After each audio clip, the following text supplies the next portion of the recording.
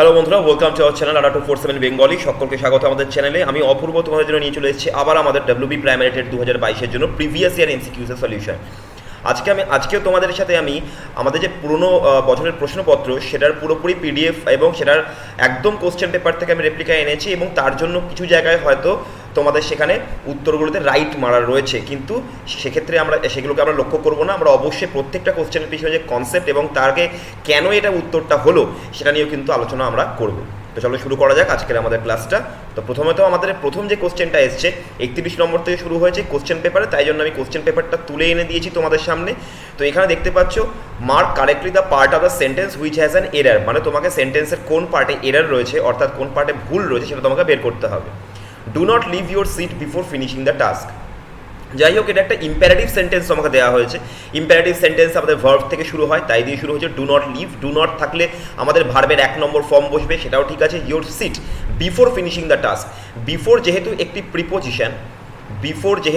Preposition of time, তো তাই জন্য এর পরে আমরা সবসময় একটি নাউনকে বসাবো। তো নাউন দেখতে পাচ্ছি বসেছে অবশ্যই, কারণ ভার্ব প্লাস আইএনজি যদি আমাদের প্রিপোজিশনের পরে বসে তাহলে সেটাকে আমরা জিরান্ড হিসাবে ধরতে পারি। জিরান্ড হচ্ছে ভার্বাল নাউন, অর্থাৎ এমন একটি নাউন যেটা একটি ভার্বাল অ্যাকশনের নামকে রিপ্রেজেন্ট করে। তাহলে ফিনিশিং দ্য টাস্কও ঠিক আছে, তাহলে এটা নো এরার হয়ে গেল। আগে থেকে রাইট অ্যান্সার দেওয়া রয়েছে, কিন্তু আমরা সেগুলোকে দেখবো না। আমরা অবশ্যই প্রত্যেকটা কোশ্চেনের পিছনে যে কনসেপ্টটা রয়েছে সেটাকে বোঝার চেষ্টা করব। চলো 32 number, much have been made of our new book. এখানে যিনি অ্যান্সার করেছেন তিনি ঠিকই অ্যান্সার করেছেন, কিন্তু এটার পিছনে কারণটা কি? কারণটা হচ্ছে মেনি কথাটা ইউজ হয় কাউন্টেবল নাউনের ক্ষেত্রে। মেনি কথাটা ইউজ হয় কাউন্টেবল নাউনের ক্ষেত্রে। তো কাউন্টেবল নাউনকে যেহেতু সিঙ্গুলার এবং প্লুরাল করা যায়, তো ওই জন্য মেনির পরে আমরা আর বসাতে পারি, অর্থাৎ প্লুরাল ফর্ম বসাতে পারি ভার্বের। কারণ কি, মেনিটা হচ্ছে একটি প্লুরাল অ্যামাউন্ট, বা মেনি মানে হচ্ছে একের থেকে বেশি। মাছ কথাটা কোনো একের থেকে বেশি বা কমের কথা হচ্ছে না, কারণ মাছটা হচ্ছে আনকাউন্টেবল নাউনের জন্য ইউজ হয়। এবার আনকাউন্টেবল নাউন যদি ইউজ হয় তাহলে সেক্ষেত্রে সবসময় আমরা সিঙ্গুলার ভার্বই ইউজ করব, ঠিক আছে? যখনই আমরা আনকাউন্টেবল, কারণ কি, কারণ আনকাউন্টেবল তো গুনতেই পারছে না, তাহলে এর জন্য সিঙ্গুলার, এটাকে প্লুরাল করব কি করে? তাহলে অবশ্যই সেগুলোকে সবসময় সিঙ্গুলার করতে হয়। তাহলে আমরা মাছ হ্যাভ বিন হবে না, এখানে মাছ হ্যাজ বিন হয়ে যাবে। ক্লিয়ার? তাহলে অপশান এটা আমাদের ভুল রয়েছে। নেক্সট চলে যাবো 33 number, the deep depression of the Bay of Bengal intensified into a cyclone. আচ্ছা, এখানে দ্য ডিপ ডিপ্রেশন বলেছে, deep depression of the Bay of Bengal intensified. মনে রাখতে হবে, যখনই আমরা কোনো উপসাগরের কথা বলবো, প্রথমত সেখানে কোনো রকম কোনো আমাদের ডেফিনিট আর্টিকেল বসবে না। যখনই কোনো উপসাগরের কথা বলবো আমরা কখনোই তার আগে ডেফিনিট আর্টিকেল বা দ্য ইউজ করব না। দ্য ডিপ ডিপ্রেশন অফ বে of Bengal intensified into cyclone. আরেকটি ভুল যেটা তুমি বলতে পারো এখানে রয়েছে, সেটা হচ্ছে এটা তো নিজে থেকে ইন্টেন্সিফাই হয়নি, ডিপ্রেশনটা বায়ুর চাপের জন্য আরও বেশি ইন্টেন্সিফাইড, মানে এটাকে করানো হয়েছে। তার মানে এটা আমাদের প্যাসিভ ফর্ম আছে। এবার যদি প্যাসিভ ফর্ম আমাদেরকে ইউজ করতে হয়, বা প্যাসিভ ভার্ব বা প্যাসিভ ভয়েস, তাহলে সেক্ষেত্রে আমাদেরকে বি ভার্ব ইউজ করতে হবে ভার্ব থার্ডের আগে বা ভার্ব থার্ড ফর্মের আগে। তাহলে আমার এখানে the deep depression of the Bay of Bengal দাটা তো হবে না, এবং তার আগে ইন্টেন্সিফাইডের আগে ইজ ইউজ করতে হবে। তাহলে the deep depression of the Bay of Bengal is intensified into a cyclone. তাহলে অপশান বিতে আমাদের ভুল রয়েছে। Mark correctly the synonyms of the following words. Brag, এবারে আমাদেরকে সিনোনিম চেয়েছে। ব্র্যাগের এখানে ব্র্যাগ মানে হচ্ছে কোনো জিনিসকে বাড়িয়ে চাড়িয়ে বলা, বা তুমি বলতে পারো এটাকে বলা হয় এক কথায় হাইপারবোল, যেটা তোমরা আমাদের ফিগারস অফ স্পিচে তোমরা পড়েছো। হাইপারবোল মানে কোনো জিনিসকে বাড়িয়ে চাড়িয়ে বলা। তো বোস্ট মানেও হচ্ছে কোনো জিনিসকে বাড়িয়ে চাড়িয়ে বলা বা বড়াই করা। তো answer C is the correct answer. Option C হচ্ছে কারেক্ট অ্যান্সার। চলে যাবো 35 নম্বর, পেস্টার। পেস্টার মানে কি? পেস্টার কথাটা মানেটা হচ্ছে বিরক্তিকর, যে তোমাকে বিরক্ত করছে, বা ডিস্টার্বিং। তো এখানে ডিস্টার্বিং এর সিনোনিম আমরা দেখতে পাচ্ছি অ্যানয়। তো অপশান এ হয়ে গেল কারেক্ট অ্যান্সার, এটা ভার্ব। নেক্সট চলে যাবো 36 নম্বর, ইমিনেন্ট। ইমিনেন্ট কথাটার অর্থটা কি? এখানে অপশানে দেখো ইমোরাল, কমিক্যাল, ইমপেন্ডিং এবং সাইনিক রয়েছে। এবারে আমাদেরকে একটা জিনিস খেয়াল রাখতে হবে, যেটা বললাম, এখানে যেগুলো রাইট রয়েছে তো সেগুলোকে আমরা একদমভাবে ভেবে নেব না যে এটাই কারেক্ট অ্যান্সার, ও ওখানে কারেক্ট করেছে বলে আমিও এটা করে নেবো, তা নয়। এখানে ইমিনেন্ট করার মানেটা হচ্ছে, যেটা হচ্ছে আসন্ন। আসন্ন মানে কি? যেটা আসছে, আপকামিং, যেটাকে তুমি সহজ ভাষায় তুমি যদি বলো আপকামিং, যেটা আসতে চলেছে তোমার কাছে। তো ইমপেন্ডিং মানে কি? যেটা পেন্ডিং রয়েছে, বলে না পেন্ডিং, পেন্ডিং টাকা মানে যেটা আমি টাকাটা পাবো তোমার কাছ থেকে সেটা পেন্ডিং রয়েছে তোমার কাছে। তো পেন্ডিং মানে কি যে টাকাটা আমার কাছে আসবে, তাহলে ইমপেন্ডিং হয়ে গেল অ্যান্সার। তো আমরা দেখো যদি মানে নাও জানি তবুও কিন্তু শব্দকে ভেঙে নিয়ে আমরা এগুলোর অ্যান্সার করতে পারি। নেক্সট চলে যাবো, mark correctly the antonyms of the following word. Aggravate, aggravate কথাটা মানেটা কি? এখানে দেখো অপশান দিয়েছে appropriate, appreciate, alleviate, admire. Aggravate কথাটা অর্থটা হচ্ছে তুমি বলতে পারো অ্যাগ্রাভেট মানে হচ্ছে, অ্যাগ্রাভেট কথাটা মানেটা হচ্ছে তুমি ধরো কোনো একটি সার্কামস্ট্যান্সকে বা কোনো একটি সিচুয়েশনকে তুমি অনেকটা বেশি সিরিয়াস বানিয়ে দিচ্ছ, অনেক বেশি সিরিয়াস, ঠিক আছে, আরও ব্যাপারটাকে গুরুতর বানাচ্ছ, তাকে বলা হয় অ্যাগ্রাভেট। তো এবারে অ্যাগ্রাভেটের উল্টো আমরা কি করতে পারি? অ্যাগ্রাভেট মানে হচ্ছে যখন কোনো জিনিসকে সিরিয়াস বানাচ্ছ, এবং এখানে দেখো এখানে আমরা কি আমাদেরকে অপশানে রাইট দিয়ে দিয়েছে এলিভিয়েটে। এলিভিয়েটে মানে হচ্ছে এলিভিয়েট, এলিভিয়েট কথাটা মানেটা হচ্ছে কমানো, রিডিউস, এটা কারেক্ট অ্যান্সারই করেছে, রিডিউস। অ্যাগ্রাভেট মানে হচ্ছে বাড়িয়ে দেওয়া, ঠিক আছে, তুমি বলতে পারো ইনক্রিজ, এটা হচ্ছে বাড়িয়ে দেওয়া, আর রিডিউস হচ্ছে কমানো। অপশান সি হয়ে গেল কারেক্ট অ্যান্সার। হলো অনেরাস, অনেরাস মানেটা কি? Wanted, light, burdensome, many. এখানে অনেরাসের উল্টো বলতে বলেছে। এখানে অনেরাস কথাটা মানেটা হচ্ছে, অনেরাস মানে প্রায় তোমাদের অ্যাগ্রাভেটের মতো, ঠিক আছে, অনারাসের কথাটা মানেটা হচ্ছে প্রায় অ্যাগ্রাভেটের মতো, এটা মানে হচ্ছে হেভি বা গুরুতর, বা তুমি বলতে পারো খুব ভারী বা সিরিয়াস। তাহলে এটার উল্টো কি হয়ে গেল? হালকা, তাহলে লাইট। অপশান বি হয়ে গেল কারেক্ট অ্যান্সার। অ্যাগ্রাভেট এবং অনেরাস জেনে রাখো এটাও কিন্তু এক ধরনের সিনোনিম। চলে যাবো নেক্সট কোশ্চেন 39, অবস্টিনেট। অবস্টিনেট হচ্ছে দেখো প্লায়েবল, অ্যাডামেট, প্যাশনেট, ওমনিয়াস। অবস্টিনেট মানে হচ্ছে জেদি, ঠিক আছে, জেদি বা স্টাবর্ন, মানে যে একটা ব্যাপার যখন ও ভেবে নিয়েছে তাহলে ওটা থেকে ও নড়বে না। এবারে যাকে তুমি নাড়াতে পারো, যে একটা জায়গা থেকে সুবিধা মতো সে নিজেকে মানিয়ে নিতে পারছে বা অ্যাডজাস্ট করে নিতে পারছে, তাকে আমরা বলবো প্লায়েবল। কেন প্লায়েবল? দেখো প্লায়েবলের মধ্যে আমি একটা ওয়ার্ড পাচ্ছি প্লাই, এখান থেকে আমি যদি উত্তর মানে শব্দটার উচ্চারণ করি বা প্রোনাউন্সিয়েশন করি প্লাই, তাহলে প্লাই মানে কি? এমন একটি কাঠ যেটা খুব নমনীয় হয়, তাই না, ফ্লেক্সিবল। তারপরে ফ্লেক্সিবল মানে কি? যাকে তুমি নাড়াতে চালাতে পারো। অবস্টিনেট মানে কি? যাকে তুমি নাড়াতে পারবে না, সে স্টেডি হয়ে রয়েছে, এইভাবে দাঁড়িয়েছে তো এইভাবে দাঁড়িয়ে থাকবে, ওকে তুমি নাড়াতে পারবে না। প্লায়েবল মানে কি? যে ফ্লেক্সিবল, যাকে তুমি এদিক ওদিক নাড়াতে পারো। তাহলে অপশান এ হয়ে গেল কারেক্ট অ্যান্সার, এটার উল্টোটা। তাহলে আমরা দেখতে পাচ্ছি শব্দের ভেতরে যে শব্দাংশগুলো রয়েছে, শব্দটাকে ভেঙেও কিন্তু আমরা মানে বের করতে পারি। চলে যাবো এবারে আমাদের রিডিং কম্প্রিহেনশন। এবারে একটা রিডিং কম্প্রিহেনশন দেখতে পাচ্ছ আমাদের কিন্তু 2015 সালের কোশ্চেন, এটা তোমাদের 2015 সালের আমি তোমাদেরকে দেখাচ্ছি। 2015 সাল থেকে কিন্তু আমাদের রিডিং কম্প্রিহেনশন শুরু হয়েছে আমাদের এই WBTET পরীক্ষাতে, আপার প্রাইমারি বলো বা তোমরা প্রাইমারি বলো। এখানে যে প্যাসেজটা আমাকে দেওয়া রয়েছে, ছোট প্যাসেজ, কিন্তু এটার উপর যে কোশ্চেনটা দেওয়া রয়েছে সেগুলো তোমাকে অ্যান্সার করতে হবে। এবারে আমরা এই পুরো প্যাসেজটা পুরো সময় নষ্ট না করে আগে আমরা কোশ্চেনে চলে যাব। দেখো এখানে the author feels that the greatest threat to human civilisation is population, science, war, pollution. এখানে কোনটা হবে?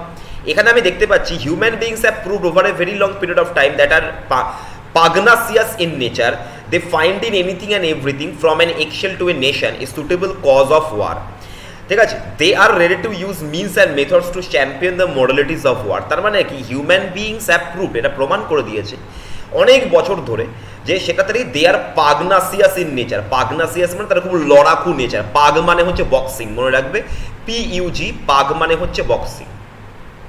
তার মানে পাগনাসিয়াস নেচার মানে কি? যে খুব যোদ্ধার, মানে যুদ্ধের মতো যতক্ষণ যুদ্ধ লাগিয়ে যাচ্ছে এরকম একটা নেচার। তার মানে আমি এখানে বলতে পারি the author feels the greatest threat to human civilisation is war. পেয়ে গেলাম answer. Constructive use of science would lead mankind towards misery, happiness, pain, doubt. তো কনস্ট্রাকটিভ দেখে নিই আমি, এখানে কনস্ট্রাকটিভ ইউজ অফ সায়েন্স বলা হয়েছে। তাহলে আমি এই যে কিওয়ার্ডটা পাচ্ছি না কোশ্চেনের মধ্যে, এটাই খুঁজবো ওখানে গিয়ে। দেখো এখানে কি বলেছে, এখানে সায়েন্সের ব্যাপারে কি বলেছে দেখে নাও। Obviously, as science progresses, human beings are quick enough to use science for the purpose of war. তার মানে ওয়ারের জন্য তারা সায়েন্সকে কাজে লাগায়। The greatest enemy of mankind is not science but war. It is found that when science is used in constructive way it leads to undisturbed peace but when science is perverted to destructive it leads to unending war।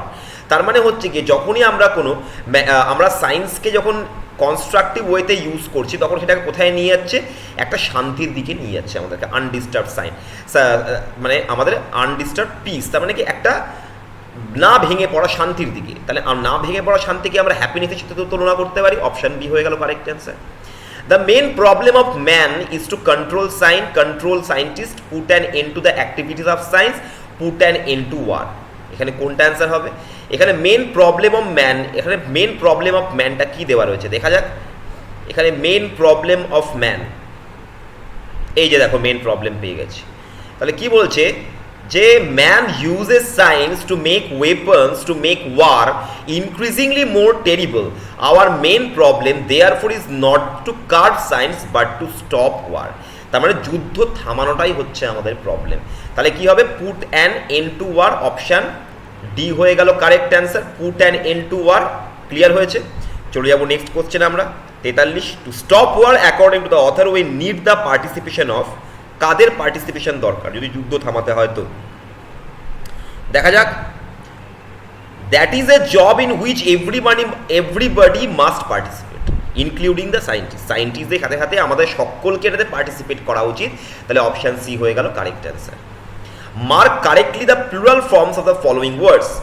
Coat of mail, যখনই আমাদেরকে কোনো হাইফিনেটেড noun দেবে, এর শিখে নাও, এটা একটাই জিনিস শেখার, ছোট্ট জিনিস। হাইফিনেটেড, এটার জন্য কোনো বড়সড় কিছু দরকার নেই। হাইফিনেটেড নাউন মানে কি? যেখানে হাইফেন থাকে, তাই না? যেরকম ধরো তুমি আমাকে বললাম ব্রাদার ইন ল, আমার শালা, ব্রাদার ইন ল। তো আমাদের যে এই প্রথম যে ওয়ার্ডটা রয়েছে না, এটাকেই প্লুরাল করতে হয় আমাদের, অর্থাৎ এর সাথে এস বা ইএস যোগ করতে হয় যদি আমাকে এটা প্লুরাল বানাতে হয়। তো তাহলে কোট অফ মেল যদি আমি এটাকে প্লুরাল বানাই তাহলে এটা আমার অপশান বি অ্যান্সার হয়ে যাবে, কোটস অফ মেল হয়ে গেল। আমরা প্রথম ওয়ার্ডে যখনই হাইফিনেটেড আমরা নাউন পাবো, এটাকে যদি প্লুরাল করতে বলে এস বা ইএসটা যোগ করবো আমরা প্রথম খণ্ডে, তাহলে কোটস অফ মেল হয়ে গেল কারেক্ট অ্যান্সার। এবারে দেখি ওএসিস। ওএসিসের প্লুরাল ফর্ম ওএসিসেস নয়, ওএসএস, OASES, এটা কারেক্ট অ্যান্সারই করেছে যিনি করেছেন। এটা হচ্ছে ওএসএস। ওএসিস মানে হচ্ছে মরুদ্যান, ওএসএস মানে অনেকগুলি মরুদ্যান। চলে যাব পরের question. Mark correctly the appropriate form of verbs that fit in the blanks. Let us wait till he dash his words. তো এখানে আমরা দেখতে পাচ্ছি যতক্ষণ না সে নিজের কাজটা কমপ্লিট করে ততক্ষণ আমাদেরকে ওয়েট করতে বলছে। তো let us wait till he dash his word. তো এখানে আমরা till he will finish his work হবে না, কারণ দেখো এখানে একটি ইম্পারেটিভ সেন্টেন্স আমরা বসিয়ে ফেলেছি। তো let us till he dash his work, তো এখানে আমাদের কোনটা করতে হবে? Till he finish his work, finishes, will finish, had finish. এখানে হি যেহেতু রয়েছে third person singular number, third person singular, তাহলে সেক্ষেত্রে আমরা ফিনিশেস করব, অপশান বি হয়ে গেল correct answer. 47 when I reach the station the train, কোনটা হবে? মনে রাখবে যখনই অতীতে দুটি কাজ পরপর ঘটবে, ভালো করে বুঝবে, যখনই দুটি কাজ পরপর ঘটবে এখানে আমাদেরকে দেখতে হবে যে কোন কাজটা আগে ঘটেছে এবং কোন কাজটা পরে ঘটেছে। এবারে আগে ঘটা বা পরে ঘটার জন্য আমরা ইউজ করব বিফোর বা আফটার। ক্লিয়ার হলো? বিফোর বা আফটার যদি ইউজ হয় তাহলে প্রথম যে কাজটা শুরু হবে, মানে প্রথম যে কাজটা হয়েছিল অতীতে, সেটাকে আমরা করব পাস্ট পারফেক্টে। অর্থাৎ সেক্ষেত্রে আমাকে করতে হবে subject plus had, subject plus had plus ভার্বের 3 নম্বর ফর্ম। আর যদি আমরা পরের কাজ দেখি তাহলে পরের কাজ দেখলে আমরা কি করব? পরের কাজটা হয়ে যাবে আমাদের সিম্পল পাস্টে,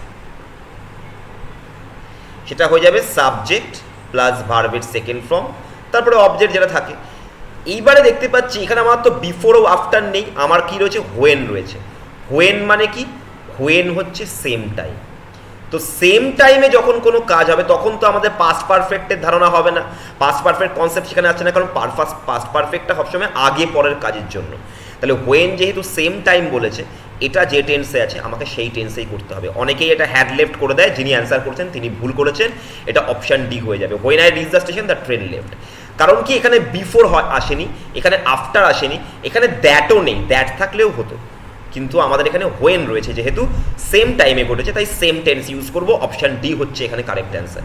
তো ওই জন্য কোনো পূর্ববর্তী প্রশ্নে যদি তোমাদের কোথাও না কোথাও অপশানে টিক মারা থাকে তাহলে বুঝবে যে ওটা ঠিক হবেই, এমন কোনো ব্যাপার নেই, মানুষ মাত্রই ভুল হয়, কিন্তু সেটাকে ওই জন্য আমরা একটু মানে ভালোভাবে ওটাকে অ্যানালিসিস করে নিতে হবে যে প্রিভিয়াসের এই কোশ্চেনগুলো উত্তরগুলো ঠিকঠাক আছে কি না, তাহলে এটা অ্যান্সার হয়ে যাবে লেফট। চলে যাব next question. Mark the correct arrangement of the following words at this words appear in the dictionary. এগুলো হচ্ছে ওয়ার্ড অ্যানালজির কোশ্চেন। ওয়ার্ড অ্যানালজি মানে হচ্ছে ওয়ার্ড নিয়ে তোমাকে কিছু ধাঁধা বা পাজল দিতে পারে।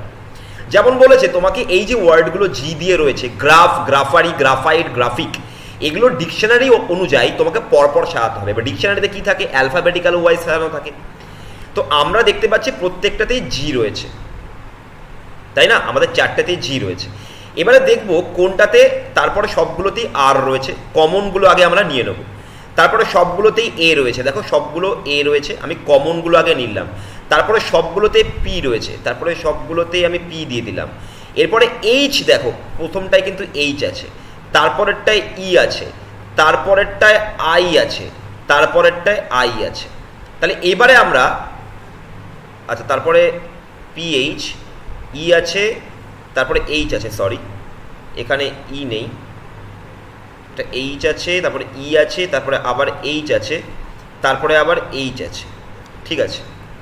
তাহলে প্রথমত আমাদের এটা 1 নম্বরে যাচ্ছে, কারণ ই সবার আগে যায়, হলো।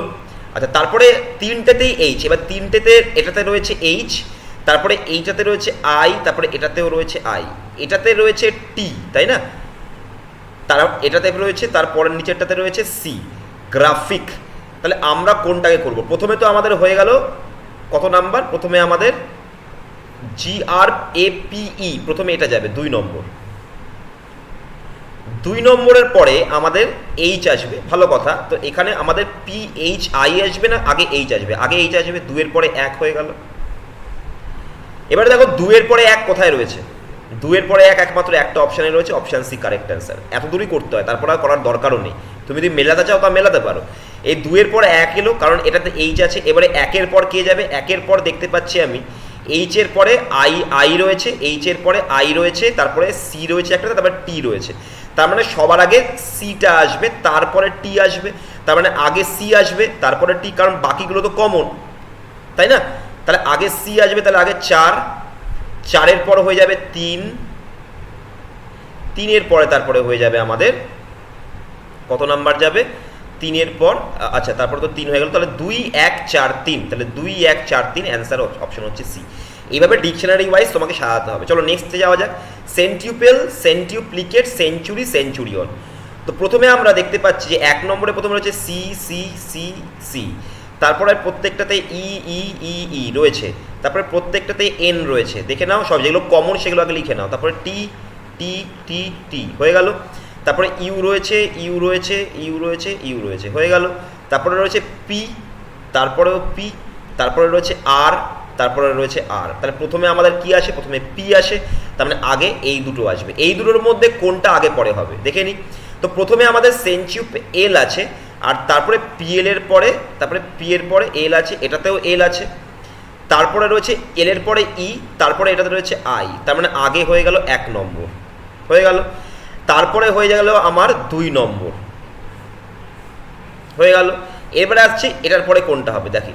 সেঞ্চুরি আর এর পরে এটাতে রয়েছে ওয়াই, আর এটাতে রয়েছে আই, তাহলে আগে চলে আসবে আমার 4 নম্বর, তারপরে আসবে 3 নম্বর। তাহলে এ নম্বর অপশান ক্লিয়ার।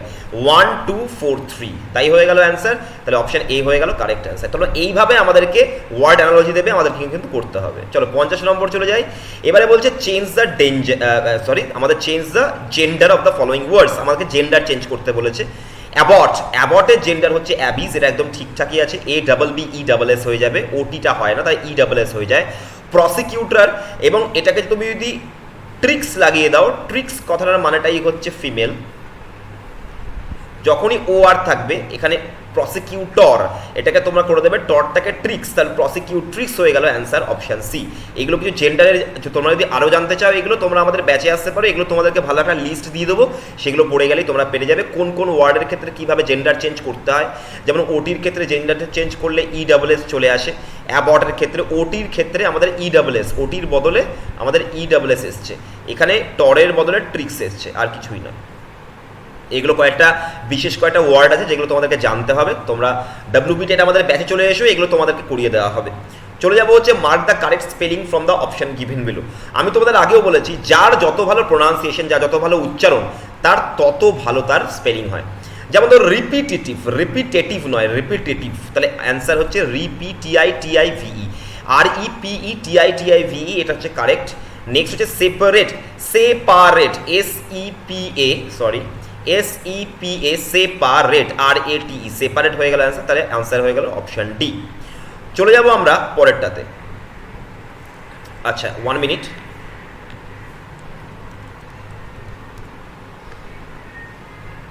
চলো নেক্সট চলে যাবো আমরা 54 নম্বর, কনসলিডেট। কনসলিডেট এখানে ডাবল এল কখনো হয় না, ঠিক আছে। Consolidate, solid, consolidate, CONSOLIDATE, consolidate, option C হয়ে গেল কারেক্ট অ্যান্সার। চলে যাবো 55 নম্বর, ভিজিল্যান্স। ভিজিল্যান্স বলা হয়, প্রথমে হচ্ছে ভিজিল যিনি সতর্ক, তারপরে অ্যান্স, ANCE হয়ে গেল আমার বানান, তাহলে অপশন এ কারেক্ট অ্যান্সার। উচ্চারণ যত ভালো, প্রোনাউন্সিয়েশন তত ভালো হবে। চলো নেক্সট চলে যাবো 56 নম্বরে, mark correctly the appropriate preposition that fit in the blanks. The hotel is adjacent the station. Adjacent মানে পাশাপাশি, এবং অ্যাডজাসেন্ট যখন বলা হয় তখন সবসময় আমরা টু ইউজ করি, এটা অ্যাপ্রোপ্রিয়েট প্রিপোজিশন।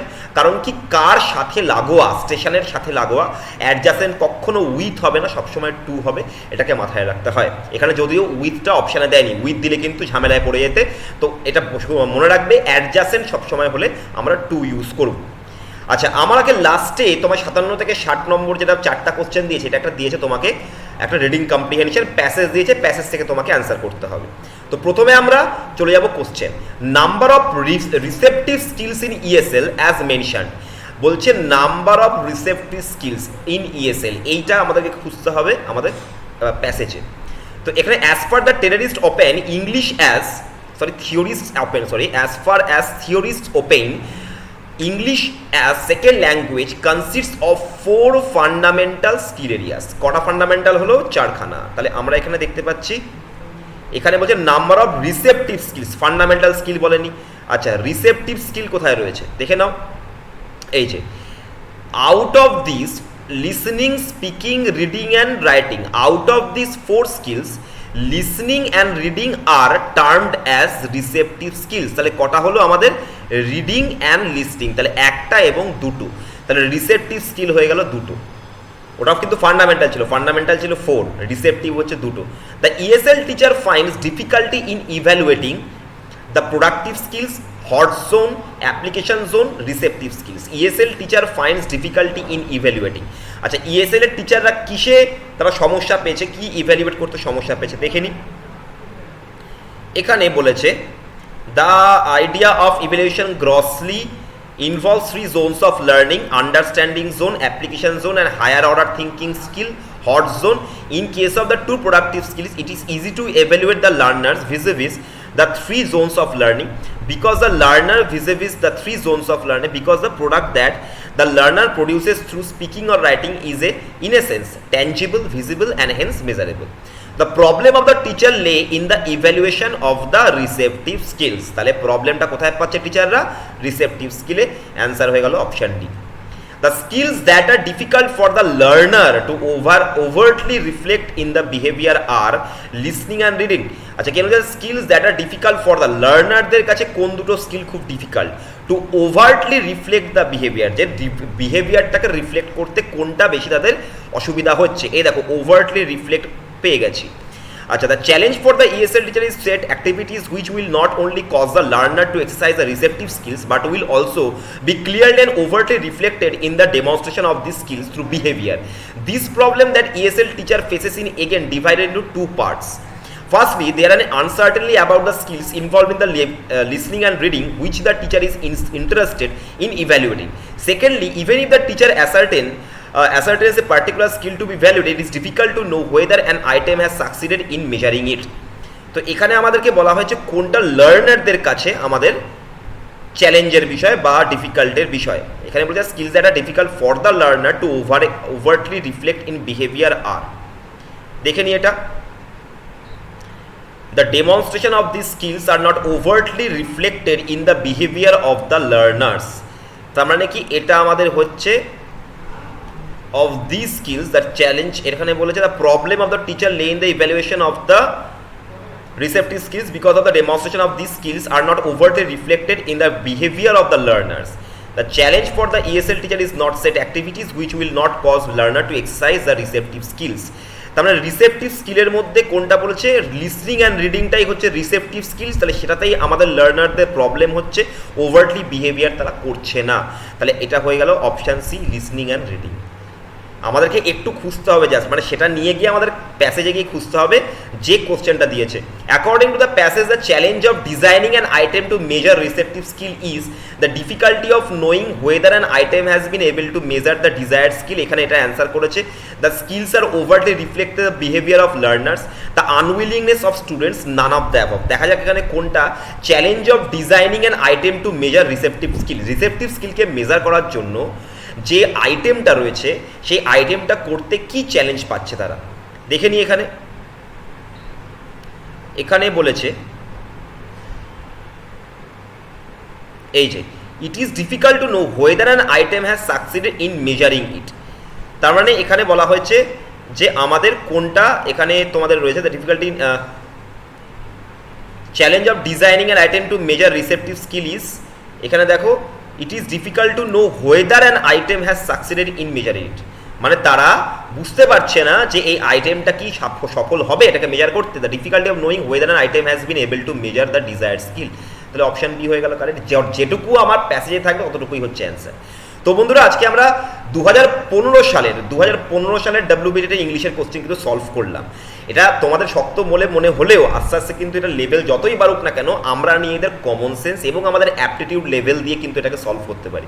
যদি এরকম অ্যাপটিটিউড লেভেল আরও তোমাদের ইনক্রিজ করতে হয়, আরও ডেভেলপ করতে হয়, তোমরা আমার কোড Y210 এই কোডটা দিয়ে তোমরা মিশন WBTET এর ব্যাচটা পারচেস করতে পারো 1564 টাকায়, এবং তোমরা অ্যাপ থেকে পারচেস করলে আরও কমে পড়ে যাবে 1545 টাকায়। যদি তোমাদের কিনতে অসুবিধা হয় এরকম কয়েন ইউজ করতে পারো, অ্যাপ থেকে পারচেস করলে আরও ডিসকাউন্ট। কীভাবে কিনবে তার জন্য আমাকে ফোন করতে পারো 9564139088। আবার নাম্বারটা বলছি 9564139088। এই নাম্বারে আমাকে ফোন করে দেবে। এই ধরনের প্রচুর কোশ্চেনে তোমরা সলভ করতে পারবে এই ব্যাচের মধ্যে। তোমাদেরকে ব্যাচে ভর্তি হওয়ার আমি তোমাদেরকে উপায় বলে দেবো। আবার বলছি নম্বরটা 9564139088। এই নাম্বারে ফোন করে নেবে যদি তোমাদের ব্যাচে আসতে হয় তো। এবং তোমরা বাড়িতে বসে মক টেস্টও দিতে পারো। 290 টাকা তোমরা মক টেস্ট পেয়ে যাচ্ছ, 5খানা ফুল মক টেস্ট এবং একটি WBTET PYQ প্রিভিয়াস ইয়ার কোশ্চেনের সলিউশন তোমরা পাবে 2017, যেটা আমি তোমাদেরকে ক্লাসে অবশ্যই করাবো। তো বন্ধুরা, আজকে এতটাই থাকলো। তোমরা চাইলে আমাদের টেলিগ্রাম আইডিতে জয়েন করতে পারো। তোমরা ফ্রি পিডিএফগুলো পেয়ে যাবে। ফ্রি পিডিএফগুলো যেই পেয়ে যাবে তোমরা সেগুলো থেকে এক্সারসাইজও করবে বাড়িতে নিজে থেকে, এবং আমাকে মেল করতে পারো কোনো অসুবিধা হলে। অবশ্যই চ্যানেলটা যদি ভালো লাগে আজকের রেকর্ডিংটা, তাহলে লাইক করবে, শেয়ার এবং সাবস্ক্রাইব করবে, বেল আইকন প্রেস করে দেবে অবশ্যই। তাহলে চলো আজকে এখানেই শেষ করছি। Good bye.